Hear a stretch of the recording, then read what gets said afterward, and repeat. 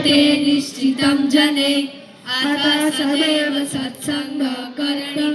मुमुक्षुभिः सत्सङ्गस्याश्रितस्तस्मात् दिव्योऽयं परब्रह्मणा स्वामिनारायणेनेह साक्षात् देवावतीर्य च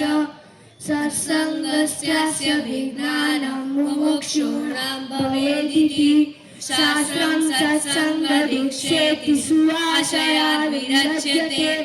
सत्यस्य स्वात्मनः सङ्गः सत्यस्य परमात्मनः सत्यस्य च गुरुसङ्गः सच्छास्त्राणां तथैव च विज्ञातव्यमिदं सत्यं सत्सङ्गस्य लक्षणम् कुर्वन्नेवमिदं दिव्यं सत्सङ्गं स्यात् सुखी जनः दीक्षेति दृढसङ्कल्पः श्रद्धं निश्चयोऽचलः सम्यक् समर्पणं प्रीत्या निष्ठाव्रतं दृढाश्रयः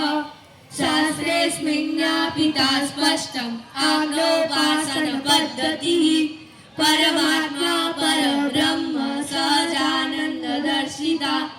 सत्सङ्गादिकृत सर्वे सुखाधिकारिणः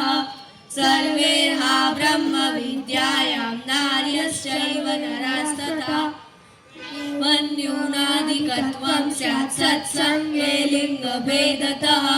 स्वस्वमर्यादया सर्वे भक्त्या मुक्तिं समाप्नुयुः सर्ववर्णगता सर्वा नार्यः सर्वे नरास्तथा सत्सङ्गे ब्रह्मविद्यायां मोक्षे सदाधिकारिणः न न्यूनाधिकता कार्य